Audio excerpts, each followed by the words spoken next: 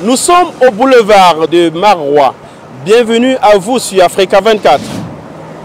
Cette édition spéciale du journal de la campagne en vue de l'élection présidentielle au Cameroun est consacrée aux grands défis du Cameroun. Le Cameroun multiplie les initiatives afin de surmonter ces défis. 820 milliards de francs CFA en 2019 à 31 980 milliards de francs CFA en 2024, démontrant une croissance positive malgré les chocs externes liés à la pandémie de Covid-19, à la guerre en Ukraine et à la volatilité des prix mondiaux. Actuellement, comme vous le savez, le Cameroun est mobilisé dans la réalisation de la stratégie nationale de développement 2020-2030. Nous avons 7 secteurs sanctuaires qui ont été en fait identifiés et parmi lesquels, en ce qui concerne notre département ministériel, il y a exactement 3 secteurs qui ont un véritable potentiel en termes d'accélération de la croissance, de création d'emplois, mais surtout de réalisation de la vision de substitution aux importations par une production locale accrue. L'agriculture, pilier de l'économie, a généré près de 16 080 milliards de francs CFA de valeur ajoutée sur 6 ans. Le secteur secondaire, en revanche, a montré une croissance faible de 1,7% en 2024 et une chute de 9,7% des hydrocarbures. Le secteur tertiaire est désormais prépondérant, représentant 55% du PIB avec une croissance de 4,2% en 2024. Le secteur agroalimentaire, c'est soutenir en fait la transformation locale de tous ces produits de grande consommation. Le second secteur dans lequel nous sommes mobilisés en termes de soutien, c'est aussi la transformation du coton textile. Le Cameroun, cela ne vous a pas échappé, c'est plus de 300 000 tonnes de coton produit chaque année, avec pratiquement toute la partie septentrionale où on a en fait des organisations de l'économie sociale, des coopératives qui produisent du coton. Et donc, nous voulons réussir, nous voulons accompagner à travers des unités de transformation locale, la transformation locale, effectivement, de ce coton. Sur la période de 5 ans, la croissance économique moyenne du Cameroun s'est limitée à 2,9%, bien en deçà de l'objectif annuel de 8% fixé par la Stratégie nationale de développement Cameroun 2030. Cette modeste performance s'accompagne d'un ralentissement de l'investissement privé et d'une dette publique élevée qui a atteint 1 572,45 milliards de francs CFA en 2024. La signature le 11 septembre 2025 d'une convention entre la Caisse nationale de prévoyance sociale et le groupe ARISE, premier groupe africain de développement intégré, marque un tournant décisif pour l'économie camerounaise. Dans le cadre de cette convention, ARISE et la CNPS ont identifié des projets stratégiques dans la logistique, les ports, l'industrie, les mines, la santé, le social et la formation professionnelle. Premier projet majeur, la construction d'une plateforme logistique dédiée à la réception et au stockage de conteneurs au port de Douala. Nous avons en gros en cours 5 projets, grands projets, mais à ce jour, nous en avons signé quoi. Et nous avons une convention sur la construction d'une plateforme de réception et de stockage de conteneurs au port de Douala. Le deuxième grand projet, c'est la construction de l'infrastructure portuaire, donc qui ne sera pas seulement pour les conteneurs, mais qui va abriter au plan industriel beaucoup d'unités de production, de transformation sur une superficie de plus près de 100 hectares. Et le troisième, la construction d'une usine de textile de transformation de nos cotons. Et nous avons voulu faire ce qu'on appelle aujourd'hui des investissements socialement rentables. La future zone industrielle de Dibamba, dotée d'infrastructures modernes et de services adaptés aux besoins des entreprises, devrait générer plus de 15 000 emplois directs. Elle jouera un rôle clé dans la diversification de l'économie nationale en attirant des investissements locaux et étrangers dans des secteurs à forte valeur ajoutée. These projects will have impact in multiple forms and shape. Ces projets auront un impact considérable à plusieurs niveaux. Premièrement, en matière d'emploi, comme je l'ai mentionné, le projet textile à lui seul créera environ 15 000 emplois directs. Deuxièmement, l'impact sur le PIB sera important. Par exemple, la construction du port sec de Dibamba contribuera à désengorger les routes en organisant le trafic de manière plus efficace.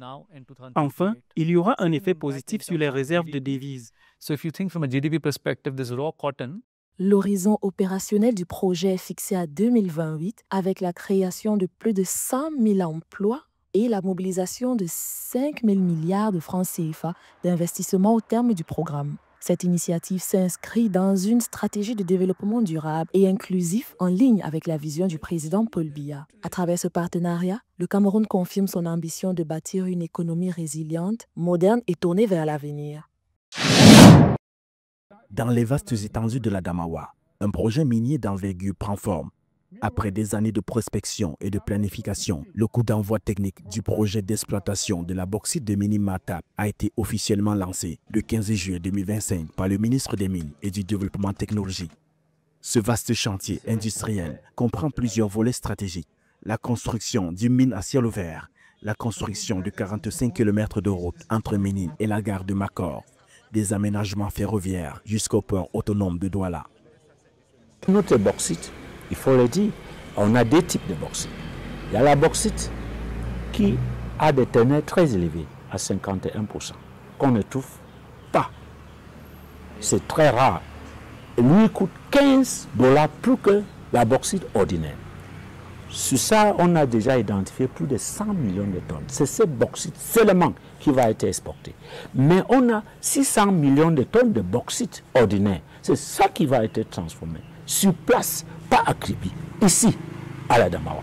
Avec un potentiel de plus de 99 millions de tonnes de bauxite exploitables sur 2 décennies, Minimarta pourrait propulser le Cameroun parmi les acteurs clés du marché mondial de l'aluminium. Les retombées économiques s'annoncent prometteuses. L'État percevra 10% de la valeur du minerai, tandis que les communautés locales bénéficieront de 1% du chiffre d'affaires.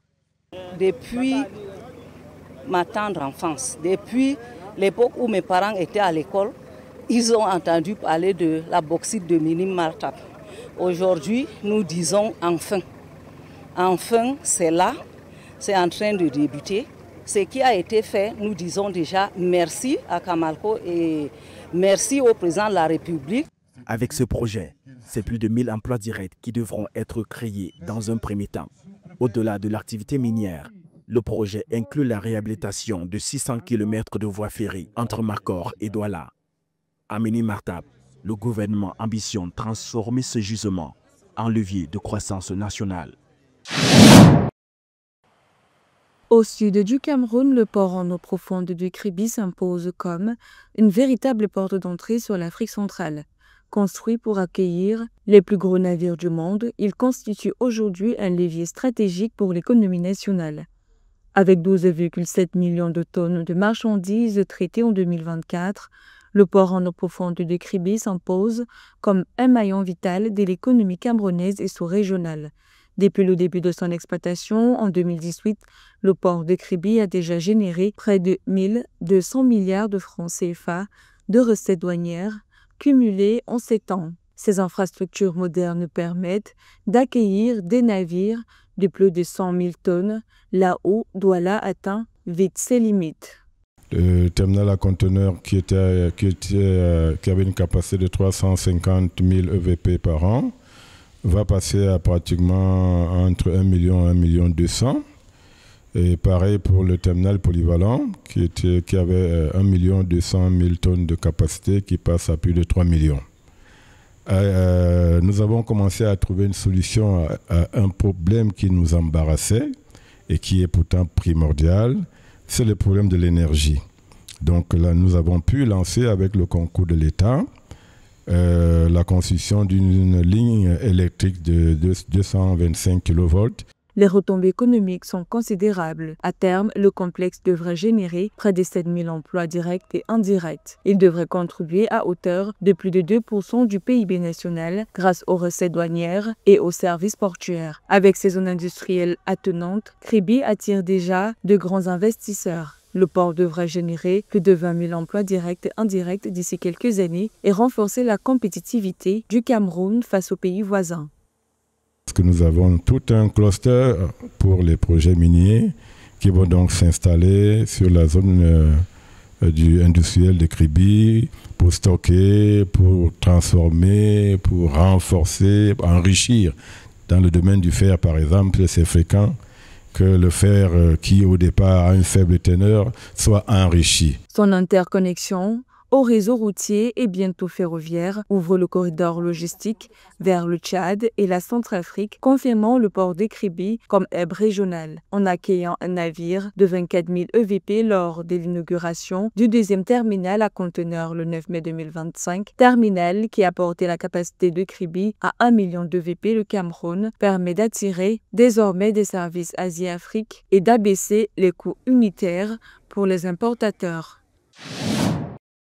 Vous êtes plus de 80 millions de foyers à nous suivre tous les jours. Merci de votre fidélité à notre média qui vous fait vivre à travers le journal de campagne, la présidentielle 2025 au Cameroun. Retrouvez cette édition sur MyAfrica24, la première plateforme de streaming HD de l'Afrique, et sur tous nos réseaux de diffusion. Dans un instant, une nouvelle édition de l'actualité africaine.